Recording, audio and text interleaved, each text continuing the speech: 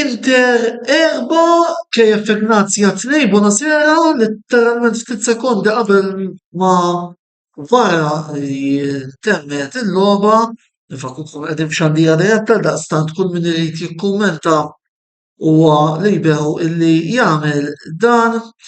Kienet logħba illi nistgħu ngħidu hekk Lautaro Martinez, il-kaptan, salvalna fi 3 minuti. Għalkemm biex ikunu qedna kollox ukoll kien ikun riżultat giddieb kieku illum ukoll l-Inter ma rnexxilniex nirħu dan il-konfront għaliex kuna jkollu fuqhom minkejja wkoll il-fatt illi l-Albaniżi fetħu l-iskor u mbagħad reġgħu marru fil-vantaġġ. Biss kien hemm punti pożittivi minn din il-logħba, kien hemm punti negattivi minn din il-logħba wkoll illi wieħed jista' jikkumenta fuqhom. Nibdew bil-punti pożittivi. Lautaro Martinez reġa' skurja ġif goals għalkemm ukoll tilef żewġ sitters illi ngħidu hekk. Wieħed jistenna li jiskurja min-naħa tiegħu. U importanti li nawti li sitza il-pis tal-attakk huwa fuq u għaldaqstant ovvjament ħafna mill-goals iridu jiġu appuntu mill-bomber Arġentin, il-fatt li rnexxielu jiskurja żewġ goals fi 3 minuti jittawgura wkoll tajjeb. Il-gol ta' Barella kien gol sabiħ ukoll minn tarf il-kaxxa u anki r-reazzjoni ta' ċertu players fosthom Alessandro Bastoni illi l-ewwel kien il-kanun tal-gol lajna li bih l-Ignazja appuntu tadħol l-iskor u mbagħad Bastoni ġabar ġieħu l-assist illi jagħmel għal goal appuntu ta' Nicolo Barella. Nsellem ukoll il-ħabib tiegħi Martin Dinov illi wkoll qiegħed jarana. Buonasera Martin, hope you are doing well. Inkomplu nitkellmu naqra fuq il-logħba. Sensi reġa' daħal tajjeb fit-tieni taqsima. Dak li ngħid fuq Sensi li għandu jinżamm għad wieħed li jkomplu jsaħħu appuntu dawn l-argumenti. Lazzaro ta' assist tajjeb ukoll għal gowl appuntu l-ewwel gowl ta' Lautaro, diving header sabiħa. Ukoll illum il-birthday boy it-Tukku Korea assist tajjeb għal gowl tal-4-2. Kurja dan iż-żagħżugħ ta' bile illi anke kienet jgħid il-kummentatur huwa żagħżugħ ta' prospettiva.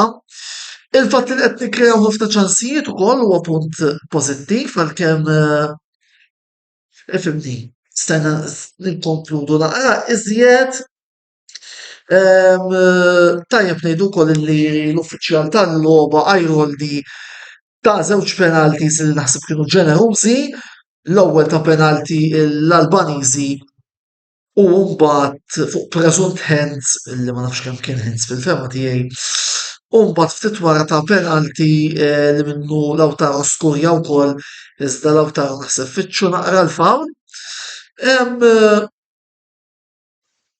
Punt forsi negattiv illi kien hemm fuq il-logħba tal-lum kien Thuram illi nifhimni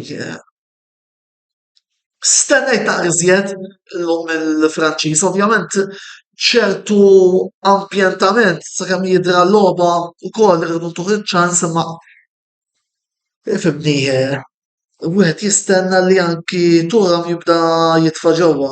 Ovvjament l-awgurju tagħna li jibda jagħmel dan minn nhar is-Sibt li ġej. Il-bqija ifhimni naħseb illi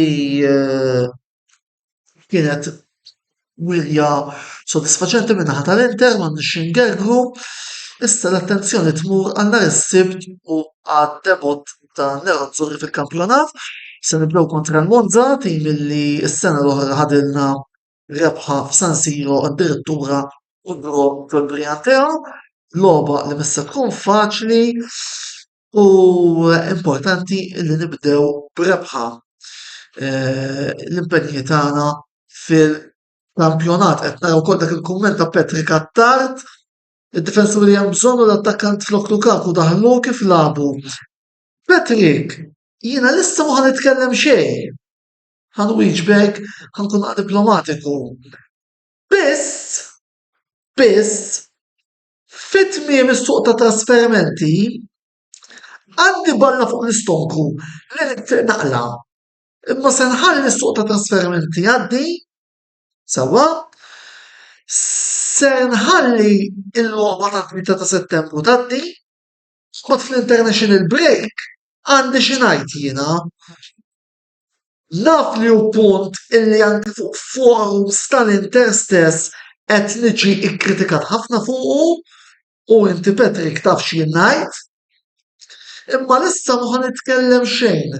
Ħanibqa' niffoka fuq il-logħbiet, issa mbagħad fil-waqfa ta' Settembru li għandi nisfoga, se nisfogah.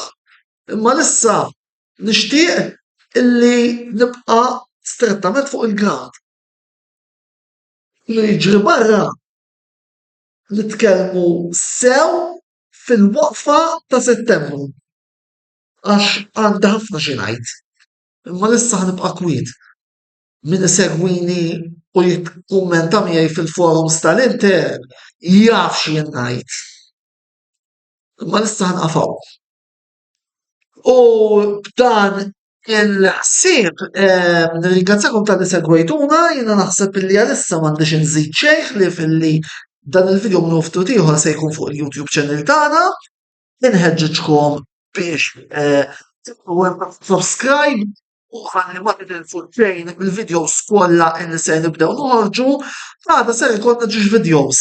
Fit-8 ta' filgħodu nisfu bir-reazzjoni għat-tkeċċija ta' Mancini min-naħa ta' Clayton iċ-ċomba żammit. Ma stennejtix it-tkeċċija onestament. Issa se nħalli f'idej ċomba biex ikellimkom fuqha. U għada fit-8 jkollna l-ewwel programm mis-sensiela mibżgħuna għal dan l-istaġun fejn se jkollna reazzjoni tal-logħba Arsenal Nottingham Forest min-naħa ta' Kerċ Gambri li niseb kull live u mbagħad nisimgħu il-recording ta' Fight Chris u l-logħba divertenti ħafna li kellna llum f'Stamford Bridge bejn Chelsea u Liverpool dik għadha fit-8. Nagħlaq biex ukoll nwieġeb id-żewġ kummenti li daħlulna Erik Kassar Turam naħseb ser ikun Korea biss, ser kien tuħ naqra ċans. Ma nafx jekk smajtix nitkellem. Ejja tuħ naqra ċans il-Korea ma titkellmu minn hemm. Noel Tabone qed jgħidilna preżenta l-programm, grazzi lilek Noel. Naf li inti wkoll segwaċi regolari ta' din il-paġna. Kevin Ġerada, Mancini riżenja minn jeddu mhux tkeċċa, le fil-fatt hekk qed jien li Mancini riżenja minn jeddu ma riżenja minn jeddu apparentement għax is-Sawdi tentlulu xi kuntratt tal-Lajbieku. Imma sa fuq hekk ħajkellimkom iktar iċ-ċomba ta' filgħodu ħalli ma niddevjak mis-suġġett. Hija x'għandi x'ngħidilkom ħbieb, il-lejl it-tajjeb, ħudu ħsieb u sempre forza Inter.